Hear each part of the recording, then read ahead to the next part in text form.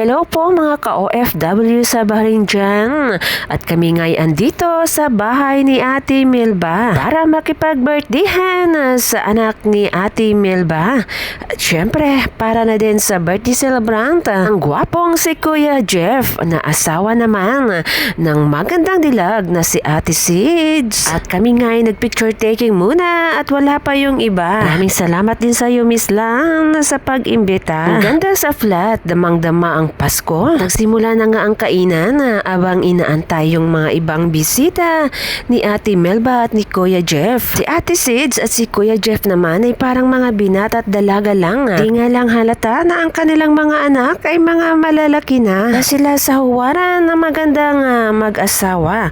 Ang sweetness nila ay andyan pa din. Maya-maya nga dyan ay dumating na din yung mga ibang bisita at dumating na din dyan si Ate Agnes at ang kanyang asawa at dalawang magagandang dilag. Siyempre, habang nagkakainan, habang nagbibisi-bisihan sila, ako naman todo picture, todo naman video dyan para naman merong remembrance sa birthday ni Kuya Jeff. Ang Christmas party na din sa ganda ng mga decorations ni Ate Melba sa kanyang flat. At ayan na nga, nagpupusing na ang ating mga gwapitong boys dyan. Ating birthday celebrant na si Kuya Jeff na asawa ni Ate Sids, asawa ni Miss Malu, asawa naman ni Ate Melba at syempre yung asawa ni Ate Agnes dyan. Ano? Melted! Melted kayo naman!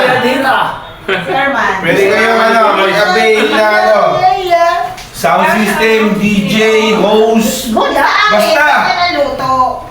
Sakampaan ng kambe pa. Seryoso ba? Baka. Seryoso yan pare! Seryoso? Sa Pilipinas. Maraming salamat nga po pala sa inyong lahat. Thank you so much po sa pag-subscribe sa aking YouTube channel, ang Cheryl in Bahrain. Nang dahil po sa inyo ay na-monetize na po ang aking YouTube channel. At syempre, maraming salamat po sa pag-play ng aking mga videos. Yan na nga si Ate Agnes, nag-picture taking kami dyan. At syempre, si Ate Sids, nakakalito nga kung birthday celebration ba to o Christmas party. Dahil sa ganda ng mga decorations ni Ate Melba. At din ang cake na bigay ni Baby 30. Napakasarap po niyan.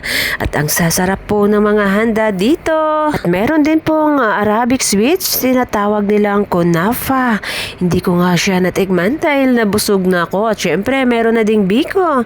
Meron din pong salmon, ang aking favorite na napakasarap. At meron din pong crispy pata na napaka-crispy. At meron din syempre kare-kare na napakasarap din. Meron ding spaghetti dahil nga sa birthday at syempre hindi mawala ang pansit dyan at meron ang bilo-bilo. Maraming salamat po sa foods Ate Melba and family at syempre Kuya Jeff and Ate Sids, thank you so much po at kami po ay nabusog lahat. Nag-enjoy po ang lahat ng mga bisita. Syempre nag-enjoy din po ako dyan. Sila yung mga successful na OFW kung tatawagin dito sa Bahrain. At taong down to earth lang. Yung mga kanya-kanyang pamilya at masasayang pamilya. Malalaki na ang kanilang mga anak. Ang sarap kasama ng mga taong to dahil kahit sila'y meron ng narating sa buhay, hindi po sila maangas. Napaka-humble po nila sa buhay. Kaya na nga si Miss Tata, todo pusing-pusing na dyan. Siya'y nagpapahinga na din. At syempre, kasama namin dyan si Miss Lani, ang napakagandang dilag. Napaka-simple at isang huwaran. Syempre si Ate Agnes dyan, ang mga babaeng simple lang sa buhay. Di nagmamayabang kung ano man ang meron sila ngayon, which is very successful sila sa buhay. Dyan nga si Baby 30, ang gwapitong bata. Pero pa din ang kanyang energy kahit hating gabi na. Siya ay hindi pa din inaantok at lumalaban talaga to sa puyatan. Hanggang sa susunod na mga videos, hanggang sa muli. Maraming salamat po sa inyong lahat.